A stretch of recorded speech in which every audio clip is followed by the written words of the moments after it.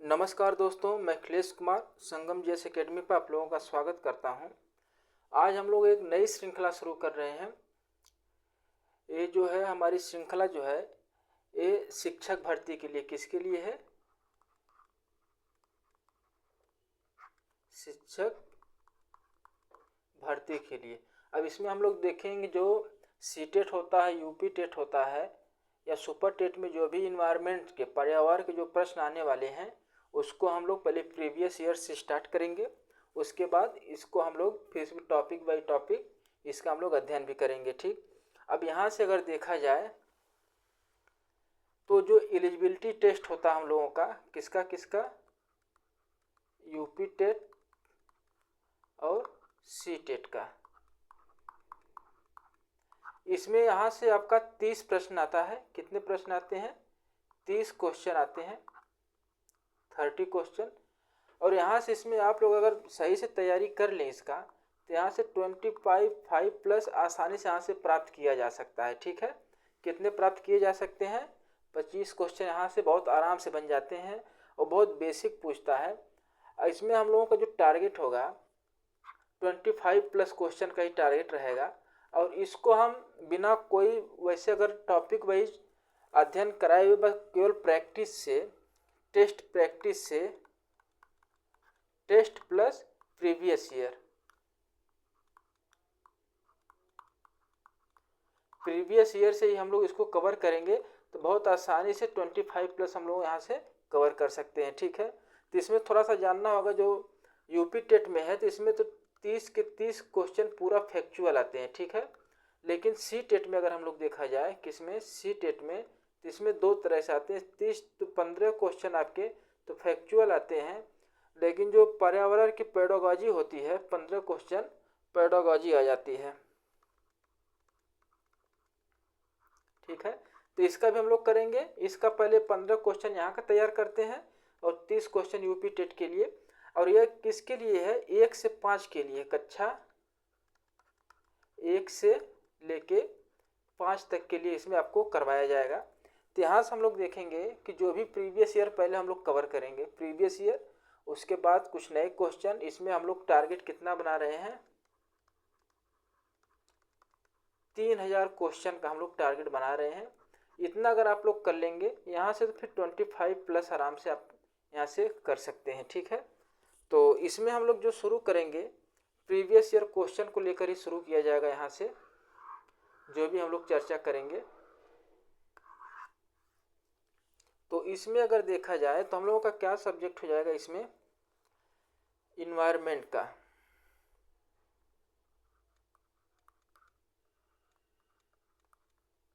पर्यावरण अध्ययन, या इसको क्या कहेंगे?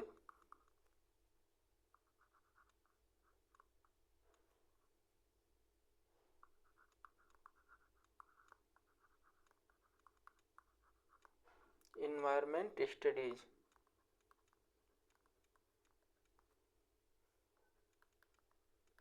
ये किसके लिए है? इसको हम लोग किसके लिए पढ़ेंगे? तो यूपी टेट और सी टेट के लिए। पेपर 1 जो होता है आपका, पेपर 1 किसके लिए होता है? प्राइमरी के लिए होता है, 1 से 5 तक के लिए। इसमें हम लोग देखेंगे। और इसमें जो हम लोग आज पेपर जो लेने वाले हैं ये यूपी टेट का पेपर है। यूपी टेट का प्रीवियस ईयर है, कब का है? 2019 का। इसके हम 19 का यानी कि प्रीवियस ईयर।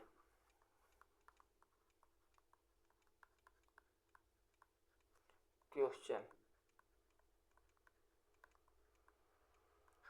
ठीक है, तो आज हम लोग यूपी टेट का 2019 का प्रीवियस ईयर क्वेश्चन करेंगे। इसके बाद धीरे धीरे जितने भी पहले हुए हैं प्रीवियस ईयर उसको कवर कर लिया जाएगा।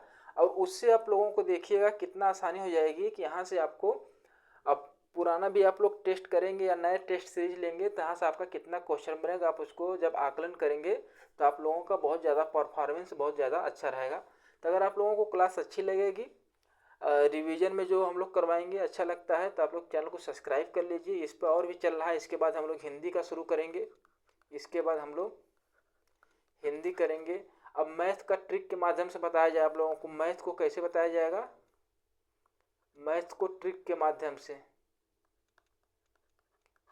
माध्यम से पढ़ाया जाएगा। ठीक है, तो आइए आज हम लोग शुरू करते हैं 2019 का। इसमें आप लोग भी इसका क्या होगा उत्तर देते रहिएगा जहाँ तक आप लोगों को आएगा। ठीक है, तो हम लोगों का आज का जो पेपर है 2019 का है। तो हम लोग इसका कौन सा सेक्शन लेते हैं? पर्यावरण वाला।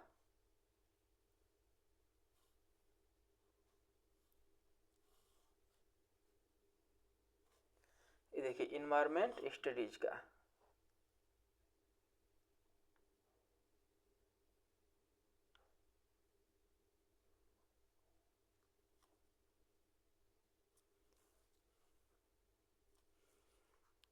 तो पहला प्रश्न जो पूछा गया है इसमें, तो भारत में महिलाओं के लिए आरक्षण की व्यवस्था कहाँ पर है? तो भारत में महिलाओं के लिए आरक्षण की व्यवस्था कहाँ पर है? तो हम लोग अगर देखेंगे आरक्षण की व्यवस्था को, ऑप्शन इसमें दिया है लोकसभा में। कहाँ का ऑप्शन दिया? लोकसभा में, मंत्रिमंडल में, विधानसभा में और पंचायती राज में। तो अगर आप लोगों को याद है या आप लोग जानते हैं तो सबसे पहले जो दिया गया था जो आरक्षण महिलाओं को, तो पंचायती राज संस्थाओं में दिया गया था। ठीक है, कहाँ दिया गया था? पंचायती राज संस्थाओं में दिया गया था। और ये आर्टिकल कौन सा था इसमें? तो आर्टिकल अगर देखा जाए 243 डी में, 243 डी में दिया गया था। और अब इससे जो पंचायती राज से संबंधित कुछ हम लोग जान लेते हैं। तो पंचायती राज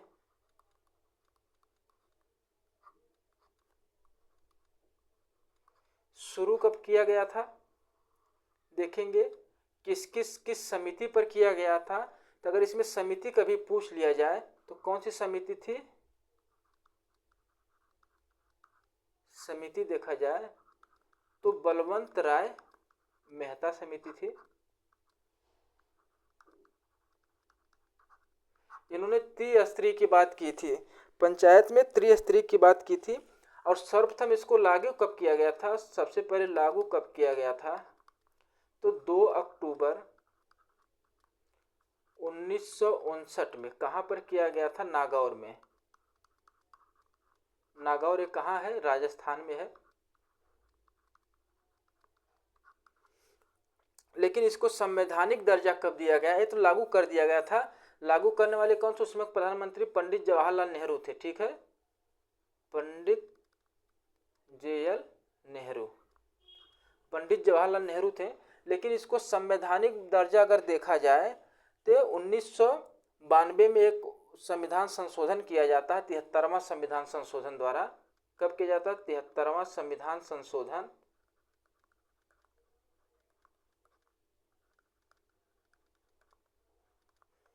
कब किया जाता है? 1992 में। तो इसको 1992 में संशोधन करके संवैधानिक मतलब कि दर्जा प्रदान कर दिया जाता है। और इसको लागू कब किया जाता है? 1993 में इसको लागू कर दिया जाता है। ठीक है, यानी कि अब इसी में पंचायतों में महिलाओं का आरक्षण के लिए 1/3 आरक्षण दिया गया। ठीक है, महिलाओं को इसमें कितना दिया गया? 1/3 आरक्षण दिया गया। 1/3 आरक्षण दिया गया किसको? महिलाओं को। लेकिन अब लेटेस्ट में देखा जाए, ये तो 19 का प्रश्न है तो उसमें आपका उत्तर ये हो जाएगा। लेकिन अब अगर प्रश्न बन जाए यहाँ से तो आपको बहुत सोच समझ के देना, क्योंकि 106वां संविधान संशोधन जो हुआ, 106वां संविधान संशोधन,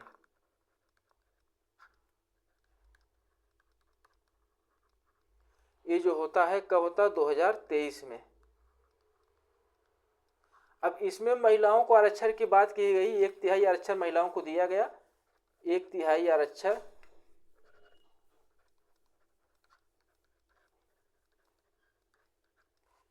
आरक्षण पंचायती राज में तो था ही, लेकिन अब कहाँ कहाँ दे दिया गया? लोकसभा में दे दिया गया, लोकसभा में। और कहाँ दिया गया? राज्य के विधानमंडल में। और दिल्ली की जो विधानसभा है उसमें, दिल्ली की विधानसभा में। ठीक है, क्लियर यहाँ तक? ये आपका जो मेन पॉइंट हो गया, इसको हम लोग देख लिए। तो मतलब हो गया आपका क्या? महिलाओं से संबंधित, यानी कि अब उत्तर में अगर आएगा तो इसमें ए और बी करके उत्तर जाएगा। लोकसभा में भी हो जाएगा, विधानसभा में भी हो जाएगा, और पंचायती राज संस्थाओं में भी इसका हो जाएगा। ठीक है, तो उत्तर इसमें आपका क्या हो जाएगा? आंसर आपका डी हो जाएगा। लेकिन अब से कोई इसका प्रश्न बने थोड़ा आप लोग बच के उत्तर दीजिएगा। ठीक है, क्योंकि यहाँ से गलती करवाने की कोशिश करेगा आयोग। ठीक, तो हमारा उत्तर क्या हो जाता है इसमें?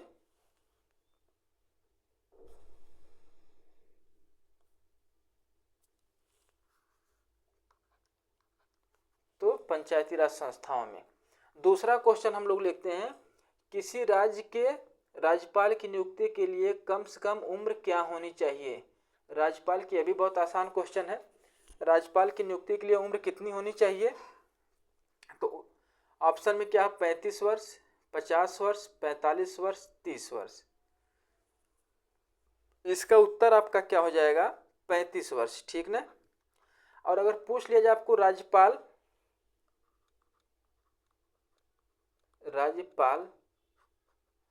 तो संविधान में राज्यपाल का उल्लेख कहाँ किया गया है?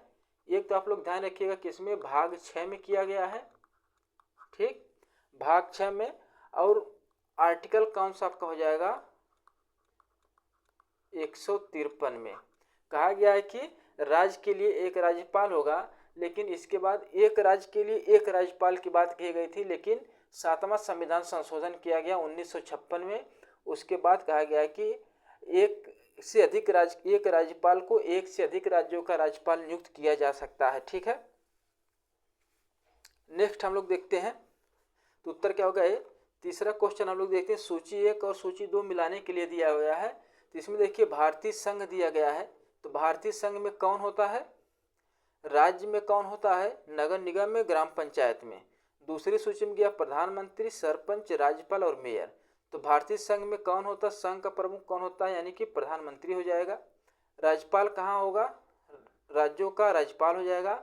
नगर निगम में किन की नियुक्ति होती है? मेयर की। और ग्राम पंचायत में देखा जाए तो सरपंच की। तो इसको हम लोग इसको मिला लेते हैं, तो अगर मिलाया जाए तो ए का क्या हो जाएगा? ए हो जाएगा। देखिए पहले से ही आपका उत्तर मिल गया, यानी कि ऑप्शन आपका क्या हो जाएगा? 2, और 2 का क्या होगा? सी हो जाएगा बी का, तो आपका उत्तर मिल जाता है। ठीक ना? अब हम लोग नेक्स्ट क्वेश्चन देखते हैं। तो अनुच्छेद 356 का प्रयोग पूछ रहा है कि प्रथम बार कब और कहाँ हुआ था। ठीक है, क्या पूछ रहा है? आर्टिकल 356 पूछ रहा है हमसे। ठीक, तो आर्टिकल 356 के बारे में देखें, ये आपातकालीन उपबंध है। ठीक, अगर किसी भी राज्य में वहाँ की संवैधानिक खतरा उत्पन्न हो जाता है, यानी कि उसका जो कार्य संचालन है सुचारू रूप से संविधान के अनुसार नहीं चलता है, तो राष्ट्रपति उस राज्य में राष्ट्रपति शासन लगा सकता है। ये शुरू में 2 वर्ष के लिए लगाया जाता है, 2 माह के लिए, लेकिन बाद में इसको संसद से पास कराकर इसको 6 माह के लिए बढ़ा दिया जाता है।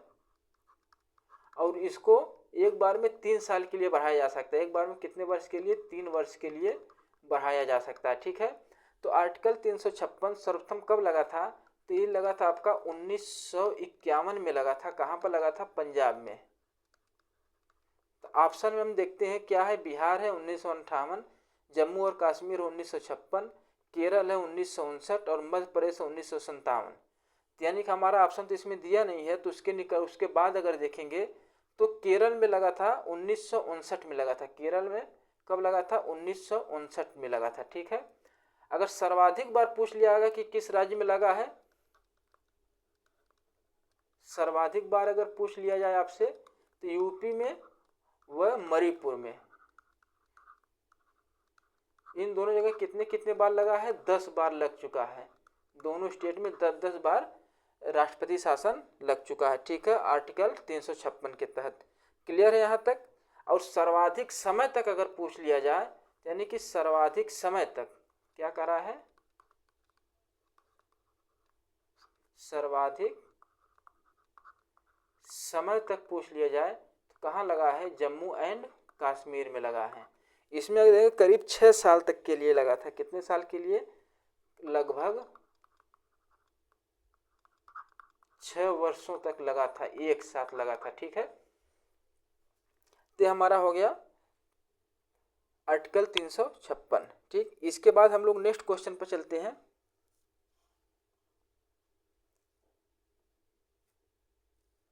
तो नेक्स्ट क्वेश्चन अगर हम लोग देखते हैं यहाँ पर, तो 125 है, नगर निगम द्वारा कौन सा कर लगाया जा सकता है। यानी नगर पालिका को अगर हम लोग देखेंगे, नगर पालिका इसको कब लाया गया, तो 74वां संविधान संशोधन, 74वां संविधान संशोधन है। ठीक है, और इसमें अगर हम लोग देखें हैं, इसको लागू कब किया, 1992 कब आता है, 1992 में आता है। और इसको लागू कब किया जाता है, 1993 लागू किया जाता है। ठीक है, तो नगर निगम कौन सा कर लगाया जाता है, मनोरंजन कर, चुंगी कर, गृह कर, उपरोक्त सभी। तो इसमें अगर देखा जाए नगर निगम में तो कितने विषय हैं, कभी कभी अगर विषय भी पूछ लिया जाए तो 18 विषय हैं। और पीछे हम लोग पढ़े थे क्या, ग्राम पंचायत, उसमें 29 विषय। कितना है, 29 विषय किसमें है, ग्राम पंचायत में। ठीक है, जो 18 विषय हैं इसमें एक कर की बात कहा गया है। तो कौन कौन सा कर लगा सकता है नगर, मनोरंजन कर लगाता है, बिल्कुल सही है। चुंगी कर लगाता है, ये भी बिल्कुल सही है। गृह कर लगाता है, यानी कि उपरोक्त सभी, यानी कि उत्तर आपका क्या हो जाएगा, डी आंसर हो जाएगा। ठीक है, उपरोक्त सभी। नेक्स्ट हम लोग देखते हैं, तो पूर्वा किस अधिवास में शामिल है, पूर्वा किस अधिवास में शामिल है। तो आपका ऑप्शन क्या है, उपखंडित में है, रेखीय में है, ग्रामीण में है, नगरीय में है। यानी कि पूर्वा किस अधिवास में शामिल है, तो ग्रामीण अधिवास में शामिल होता है। ठीक है, ग्रामीण अधिवास में शामिल पूर्वा को किया जाता है। कौन सा ज्वालामुखी पर्वतीय है। नेक्स्ट क्वेश्चन है, कौन सा ज्वालामुखी पर्वत है, यानी कि कौन सा ज्वालामुखी पर्वत है। ऑप्शन में क्या दिया, अरावली दिया गया है, अपलेशियन दिया गया, यूराल दिया गया, किलीमंजारे। ठीक, ये सब तो पर्वत है, लेकिन ये जो आपका किलीमंजारे है ये ज्वालामुखी पर्वत है। क्या है, किलीमंजारे, किलीमंजारे, इसके बारे में जान लेते हैं। तो क्या है, ये अफ्रीका का, यानी कि किसका, अफ्रीका का सबसे ऊंचा पर्वत है।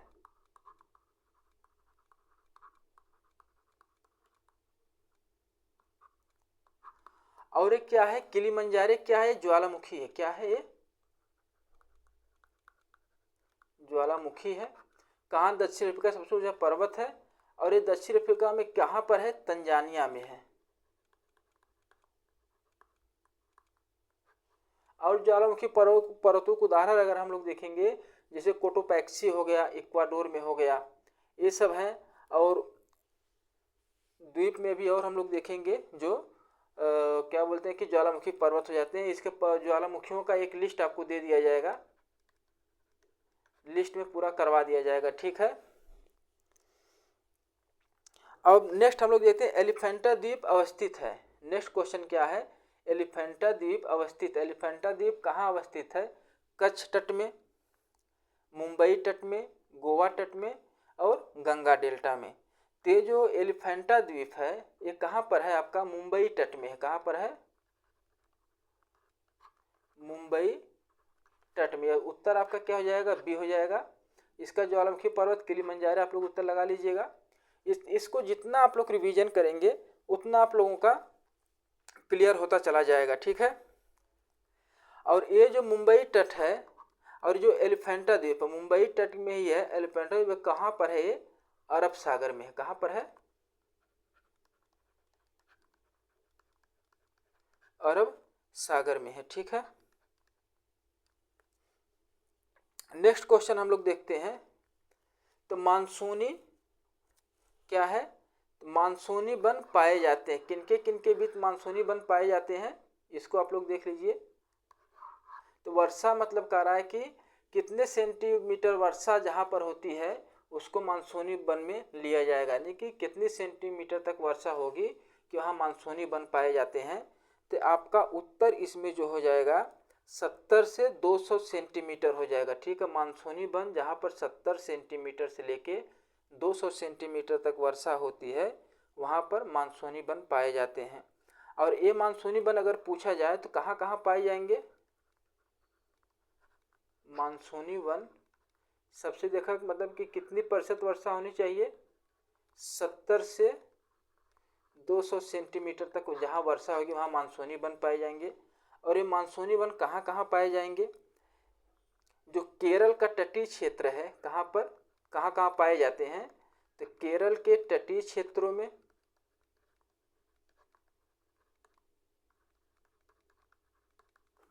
और फिर उसके बाद अगर देखा जाए तो अंडमान निकोबार द्वीप समूह में। इसके बाद हम लोग देखेंगे जो उत्तरी पूर्वी यानी कि पूर्वोत्तर वाला जो क्षेत्र है, इसको हम लोग पूर्वोत्तर ही लिख लेते हैं। पूर्वोत्तर क्षेत्र में, और नेक्स्ट हम लोग देखते हैं जो पश्चिमी घाट है हम लोगों का, पश्चिमी घाट के पूर्वी तट पर, पूर्वी ढाल पर या तट कह लेंगे, पूर्वी ढाल पर। ठीक है, और मानसूनी वन में अगर देखा जाए तो कौन कौन से वृक्ष पाए जाते हैं, तो इसमें साल का वृक्ष पाया जाएगा, सागौन का वृक्ष पाया जाएगा, शीशम का वृक्ष पाया जाता है, चंदन का और इत्यादि वृक्ष पाए जाते हैं यहाँ पर। ठीक है, जहाँ तक क्लियर आपको है, यानी कि क्या क्या हम लोग देख लिए। मानसूनी वन में कितना सेंटीमीटर तक वर्षा होनी चाहिए, 70 से 200 सेंटीमीटर तक वर्षा होनी चाहिए। कहाँ कहाँ पाए जाते हैं, केरल में, अंडमान में, पूर्वोत्तर क्षेत्र में और पश्चिमी घाट में। और कौन कौन से वृक्ष पाए जाते हैं, साल, सागौन, शीशम, चंदन। तो आइए हम लोग नेक्स्ट क्वेश्चन देखते हैं। क्लियर हो रहा है आपको यहाँ तक। अब जो नेक्स्ट क्वेश्चन हमारा है तो कह रहा कार्बी एंगलांग का पठार का विस्तार किसका है। जो कार्बी एंगलांग का पठार है वो किसका विस्तार है, यानी कि प्रायद्वीपीय पठार का विस्तार है, तिब्बत का, हिमालय का, शान का। तो जो कार्बी एंगलांग पठार है जो मेघालय वाले क्षेत्र में पाया जाएगा, ये जो हमारा प्रायद्वीपीय जो भारत का पठार है यानी कि प्रायद्वीपीय पठार, उसी का ये आपका विस्तार हो जाता है। किसका, तो उत्तर क्या हो जाएगा, प्रायद्वीपीय पठार का विस्तार है। एक इसको आप लोग जितना रिवीजन करेंगे उतना आप लोगों को फायदा मिलेगा। नेक्स्ट क्वेश्चन हम लोग देखते हैं, निम्नलिखित में से कौन सा अचल जीव का उदाहरण है। अचल मतलब क्या हो जाएगा, अचल का मतलब कि जो चल न सके। तो यानी कि ऑप्शन में क्या देगा, यूप्लेक्टेला, काइटन, लीच और इक्नस। तो इसमें अगर हम लोग देखते हैं तो जो एक काइटन हो जाता है, लीच होगा और इक्नस, ये समुद्री जल में पाए जाने वाले जीव हैं, यानी कि समुद्री जल में पाए जा रहे हैं, तो मतलब कि चल है। और यूप्लेक्टेला जो है ये अचल जीव होता है। ठीक है, कौन सा हो जाएगा, यूप्लेक्टेला। नेक्स्ट पर हम लोग चलेंगे,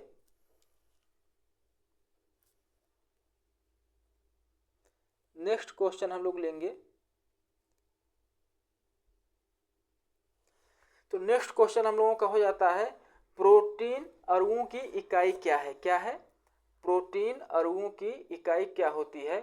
तो ऑप्शन में क्या दिया है, ग्लूकोज दिया है, क्या दिया है, ग्लूकोज दिया है आपका, और क्या दिया, अमीनो अम्ल दिया है, वसा दिया है और विटामिन दिया है। यानी कि प्रोटीन के अणुओं की जो इकाई अगर देखा जाए तो अमीनो अम्ल होती है। ठीक है, और जो ग्लूकोज आपका हो जाता है, ग्लूकोज हम लोग देखेंगे ये कार्बोहाइड्रेट में आपको पाया जाता है। ये विटामिन जो है ये ऊर्जा का स्रोत है। ठीक है, नेक्स्ट क्वेश्चन उत्तर क्या हो जाएगा, प्रोटीन के अणुओं की इकाई क्या होती है, अमीनो अम्ल होती है।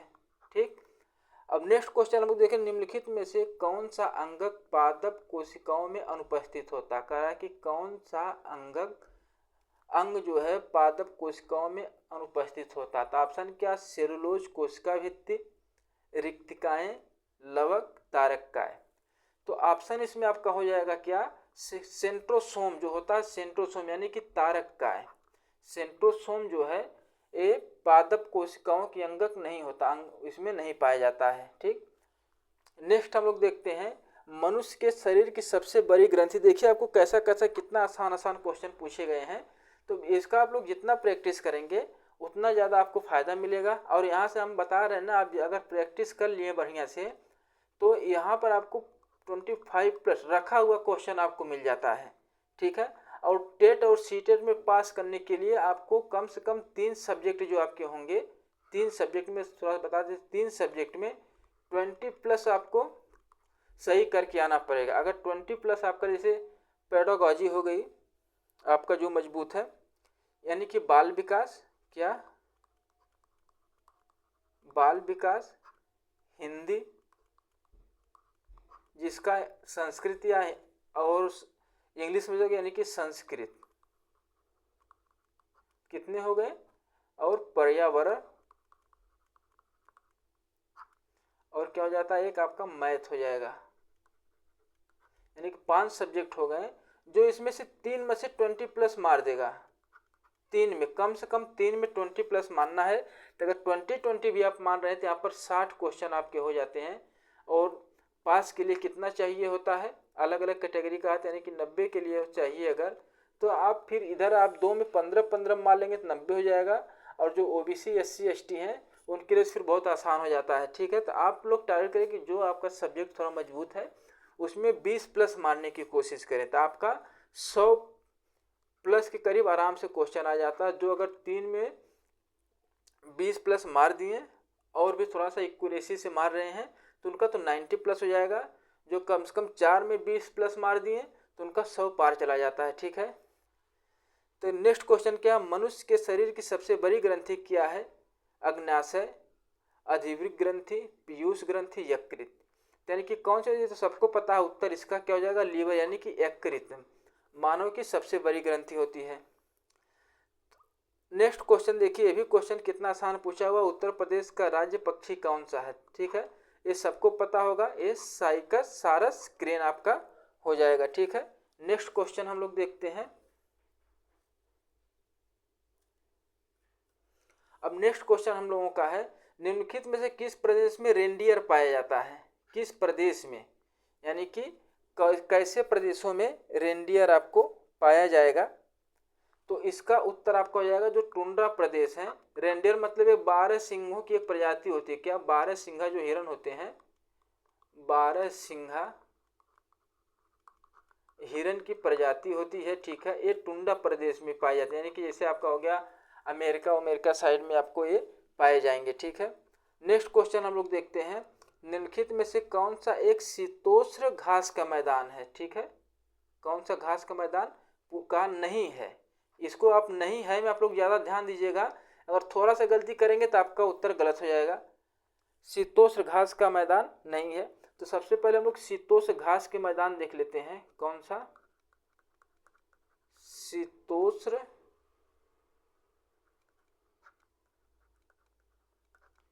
घास का मैदान। तो शीतोष्ण घास के मैदान में कौन कौन से आते हैं, तो सबसे पहले अगर हम लोग देखें पंपास आएगा, जरूर आएगा। ये पंपास कहाँ आपका पाया जाता है, अर्जेंटीना में। उसके बाद डाउन्स आप देखेंगे,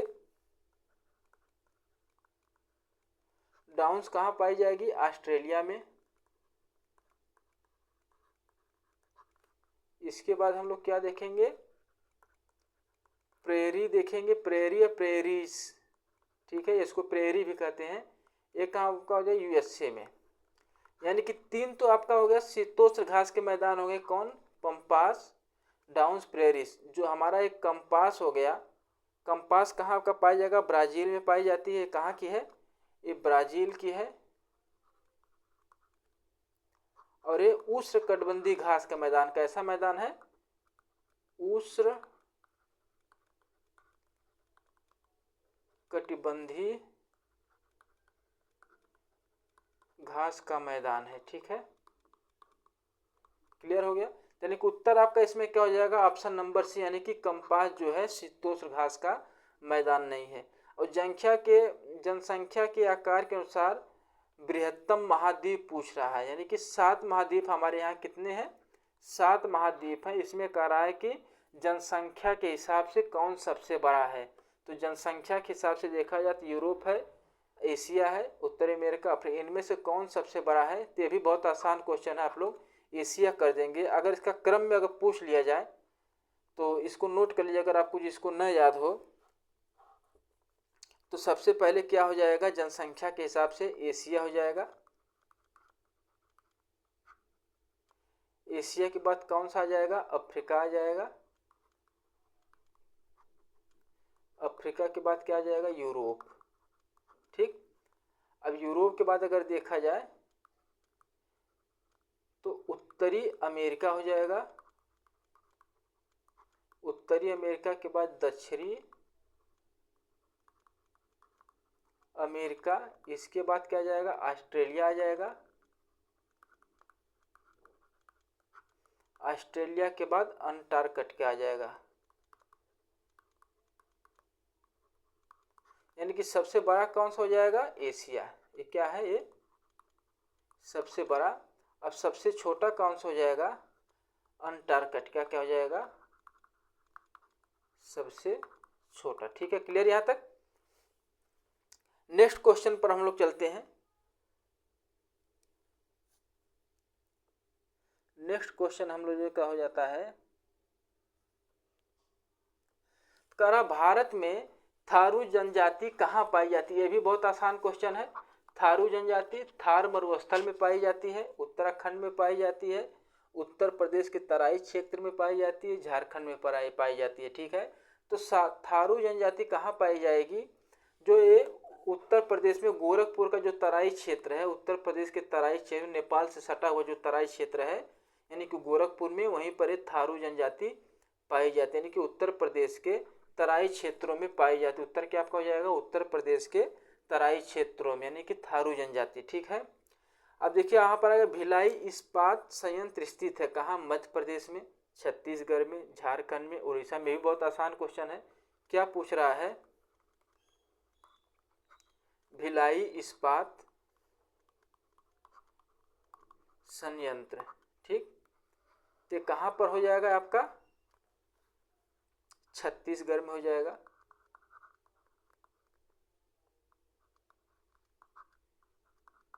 जिला अगर पूछ लिया जाए तो दुर्ग जिला में। ये तो हो गया आपका, मतलब भिलाई कहाँ, छत्तीसगढ़ में है, दुर्ग जिला में है। अब इसमें एक प्रश्न आपका और बचा है, किसके सहयोग से ही बना, यानी कि किसके सहयोग से भिलाई इस्पात संयंत्र बनाया गया, तो सोवियत संघ के।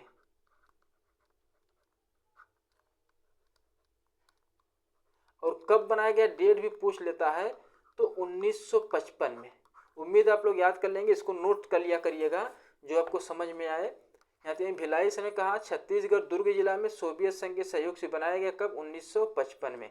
तो उत्तर क्या हो जाएगा आपका इसका, छत्तीसगढ़। ठीक है, ऑप्शन नंबर 2। 141 नंबर हम लोग देखते हैं, संसार का सर्वाधिक समस्याकारी जलीय खरपतवार जिसे बंगाल का आतंक। ठीक, क्या कर रहे हैं, बंगाल का आतंक।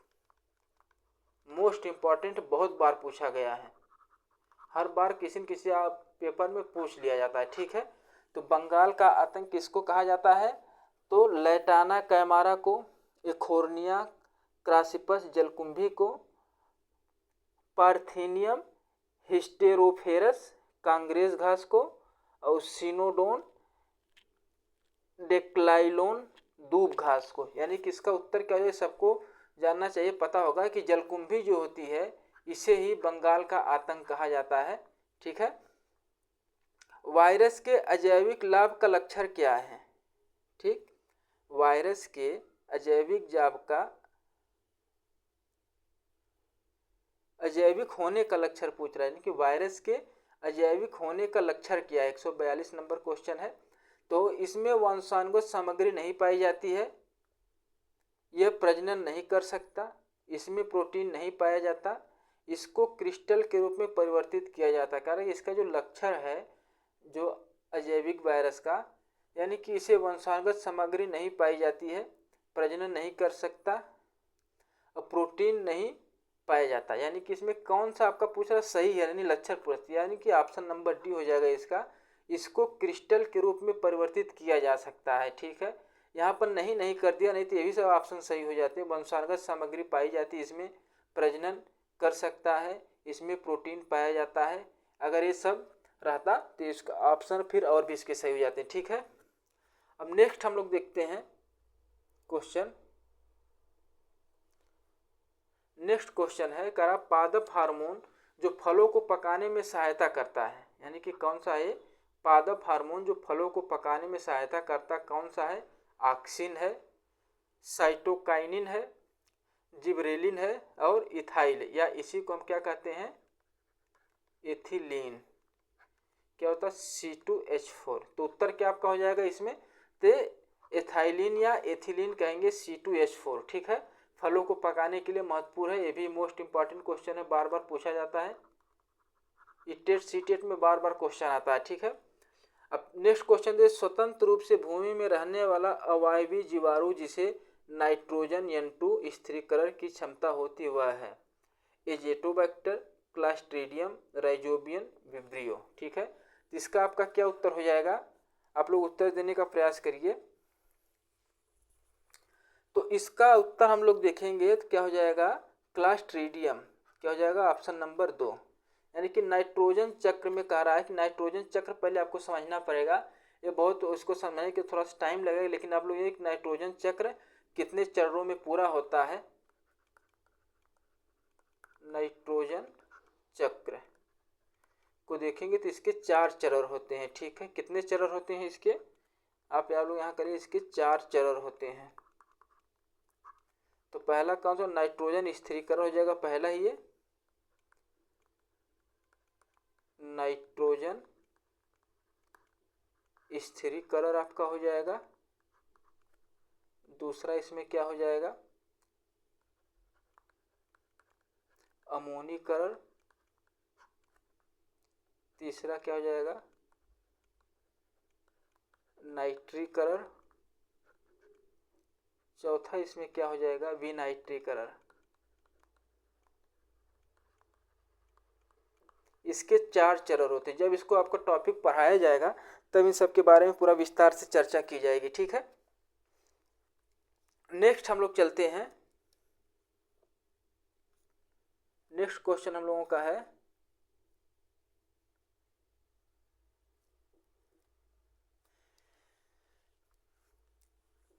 यानी कि क्या है, किस प्रकार का डीएनए कोशिका में समान रूप से पाया जाता है?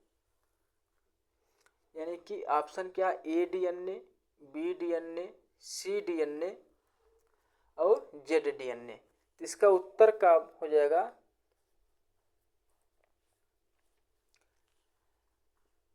तो ए डीएनए, बी डीएनए, सी डीएनए, जेड डीएनए। तो आपका उत्तर इसमें क्या बन जाएगा? बी डीएनए आपका बनेगा। ठीक है, आमतौर पर कोशिका के भीतर यह पाया जाता है, जो बी डीएनए होता है, क्या होता है कि कोशिका के भीतर पाया जाता है। ठीक है, और डीएनए की खोज अगर पूछा जाए, डीएनए की खोज आप लोग कमेंट करिए, डीएनए की खोज किसने किया था? याद है किसी को? तो इसका आप लोग लिख लीजिए, वाटसन एवं क्रिक। कब किए थे? 1950 में किए थे। ठीक है, नेक्स्ट क्वेश्चन हम लोग देखते हैं। सन 1953 में भारत की पहली रेल यात्रा चली थी, यानी कि कब चली थी? 1953 में। बम्बई से पुणे के बीच, कलकत्ता से अलीपुर के बीच, बम्बई से थाने के बीच और कलकत्ता से दमदम के बीच। तो इसका उत्तर आपका क्या हो जाएगा? सबको पता होगा लगभग, मुझे जहाँ तक उम्मीद है, क्योंकि बहुत बार पूछा जाता है। यानी कि मुंबई से पुणे के बीच चला गया था। तो इस समय जो जब ट्रेन चली थी, इसमें वायसराय कौन था? वायसराय कौन था इस समय? तो लॉर्ड डलहौजी था। इसके समय में रेल का विकास हुआ पहली बार भारत में, और इसके समय जो वुड्स डिस्पैच आया, कौन सा? वुड्स डिस्पैच कब आता है? 1954 में आता है। इस शिक्षा से संबंधित था, ठीक है। इसी के समय में आता है विधवा पुनर्विवाह अधिनियम। किसके समय में? इसी के समय, डलहौजी के समय विधवा पुनर्विवाह अधिनियम 1956। इसी के साथ देखेंगे तो हड़प नीति आती है, ठीक। ये लॉर्ड ऑफ बहुत महत्वपूर्ण है, इसमें देखेंगे। नेक्स्ट क्वेश्चन हम लोग देखते हैं, एशिया का सबसे बड़ा पशु मेला आयोजित होता है, ठीक है। बहुत महत्वपूर्ण क्वेश्चन है। एशिया का सबसे बड़ा पशु मेला कहाँ पर हो जाएगा? हरिद्वार में, पुष्कर में, सोनपुर में, नासिक में। तो कहाँ हो जाता है? सोनपुर। ये सोनपुर कहाँ है? बिहार में है। कहाँ पर है? ध्यान रखिएगा, बिहार में है। और मेला कब लगता है? कार्तिक पूर्णिमा के दिन लगता है। क्या? कार्तिक पूर्णिमा के दिन हर साल लगता है मेला, ठीक है। तो राष्ट्रीय एकता परिषद की स्थापना कब हुई थी? उत्तर क्या होगा? सोनपुर हो जाएगा। राष्ट्रीय एकता परिषद की स्थापना कब हुई थी? 1951 में, 1971 में, 1961 में, 1981 में। तो राष्ट्रीय एकता परिषद की स्थापना कब हुई थी? तो 1961 में हुई। और राष्ट्रीय एकता परिषद के जो अध्यक्ष कौन होता है, ठीक ना। इसका अध्यक्ष अगर पूछ लिया जाए आपसे, कमेंट करिए, अध्यक्ष कौन होता है इसका? तो प्रधानमंत्री होता है। और समता के अधिकार का उल्लेख संविधान के किस अनुच्छेद में है? ठीक है, ये देखिए फंडामेंटल राइट का क्वेश्चन आ गया। तो समता का अधिकार का उल्लेख किस अनुच्छेद में मिलता है?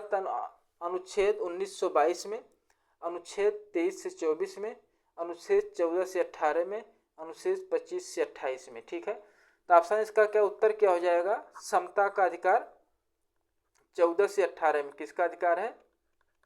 समता का अधिकार है। और 19 से 22 में देखेंगे तो क्या हो जाएगा? स्वतंत्रता का अधिकार है, स्वतंत्रता का अधिकार। और 23-24 में क्या है? शोषण के विरुद्ध अधिकार है, शोषण के विरुद्ध अधिकार है, ठीक है। और जो ये है क्या है? 1925 में ये धार्मिक स्वतंत्रता है। क्या है? धार्मिक स्वतंत्रता का अधिकार है, ठीक है। नेक्स्ट आज का लास्ट क्वेश्चन हम लोगों का है, तो किस देश में लचीला संविधान लागू है? तो किस देश में लचीला संविधान लागू है? भारत में, अमेरिका में, चीन में, यूनाइटेड किंगडम में। तो चीन में अगर देखें, सबसे पहला चीन तो आप लोग काट के निकाल दीजिए, चीन में तो संविधान है ही नहीं। अब बचता 3, भारत, अमेरिका, यूनाइटेड किंगडम। तो सबसे कठोर जो हो जाएगा, तो अमेरिका में कैसा है? सबसे कठोर है, ठीक। और भारत में क्या है? न तो कठोर न तो लचीला, यानी कि सबसे लचीला फिर क्या हो गया? ब्रिटेन, यानी कि यूके में हो जाएगा, उत्तर आपका हो जाएगा, ठीक है। तो ये हम लोगों का जो क्वेश्चन है आप लोगों को ज्ञानवर्धक लग रहा है तो चैनल को सब्सक्राइब करिएगा, और इसको अपने दोस्तों को जो भी शिक्षक भर्ती की तैयारी कर रहे हैं तो उनको तक ये वीडियो का पहुंचाने का आप लोग जरूर काम करिएगा। यहाँ से हम लोगों का टारगेट है 3000 क्वेश्चन करवाएंगे। और इन्वायरमेंट से आपका टेट में 25+, यानी कि 25+ मतलब कि 27-28 क्वेश्चन तक आपका आ जाएगा। यहाँ आपका हम लोग का टारगेट है 3000 क्वेश्चन। यहाँ से आपका समझिए कि अगर आप लोग ध्यान करेंगे, मेहनत खाली क्वेश्चन ही कर लेंगे तो आपको 25 तो आना निश्चित है। तो आज के लिए बस इतना ही। आप लोग इसको वीडियो को लाइक करिए, सब्सक्राइब करिए, अपने दोस्तों में शेयर करिए। फिर मिलते हैं नेक्स्ट पेपर को लेकर। तब तक के लिए धन्यवाद, नमस्कार।